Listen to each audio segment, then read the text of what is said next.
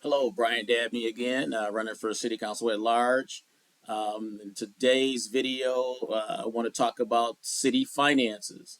I believe this is the biggest responsibility we have as city councilmen, and this, along with obviously passing the laws for the city that you abide by, but the city finances, making sure that we have financial stability here in Michigan City, I believe is the biggest job when you're a city councilman. You have to really understand what's going on with the city finances.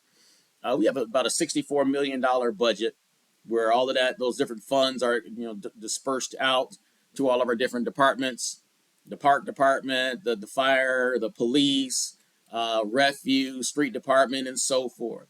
So we have to manage that.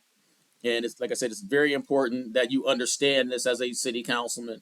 And I believe that I put the work in. I have the background, I have the education, being a graduate of the University of Notre Dame with a finance degree, and then years later, backing that up with a master's degree with a concentration in finance. I believe gives me a lot of that knowledge, that groundwork knowledge. But you still pick up a lot of knowledge when you're working with the city controller. Nothing is ever cut black and white. You have to really put the time in to be up on the city finances. Do you remember back in 2019 going into 2020, the city was in an uproar. They were saying that the city was broke. It had been reported by the News Dispatch that we had a $3.6 million budget deficit. They were correct. And so we were changing over mayors at the time. So I decided that we needed to get something out into the public to try to calm the public down about what was going on. So I took the leadership and the initiative to write a letter to the News Dispatch at that time. And the letter came out, and the date of it was February 5th, 2020. I'll try to post that in the comments on this post. But if you don't have the News Dispatch, you won't not. I don't think you'll be able to see it. But if you wanted to do some research on it, it came out February 5th, 2020. And what I explained was that, we had revenue shortages and some other things that just weren't planned for that go as far back as 2008 that led to that budget deficit. But I wanted to calm the public down and know that we had it handled, that we were going to take care of it. And I believe the article was City Finances, Not All Doom and Gloom. Because I wanted to put that message out there into the public to let you know there was no embezzlement, there was no stealing or anything like that. The budget was just done where the revenues did not cover some of the expenses. Now, just talk about some of the things that I've done. I believe that has helped us out in terms of city finances to make things a little bit more efficient as we work on the city council. I talked about that letter.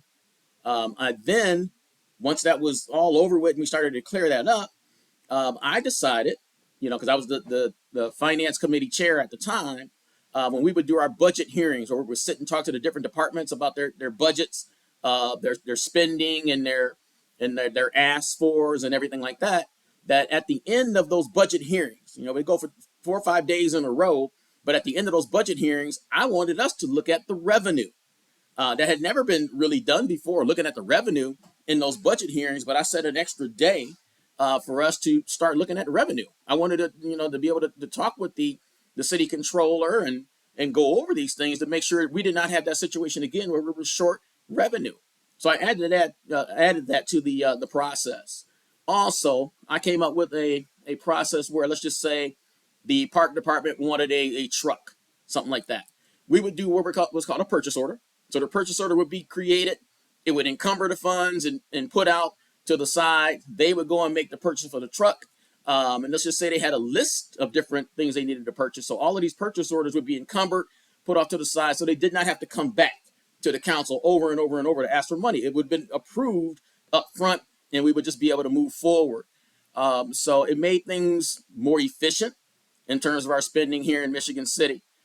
So just a couple of things that I attributed to the to the betterment of our city finances.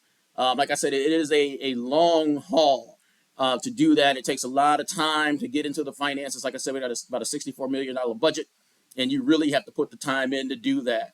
So I just wanted to point some of these things out and some of the contributions that I've made to our city finances over my period here on the city council. And once again, I'm finishing the video by saying thank you for your time and thank you for your support. I look forward to talking to you in the next video.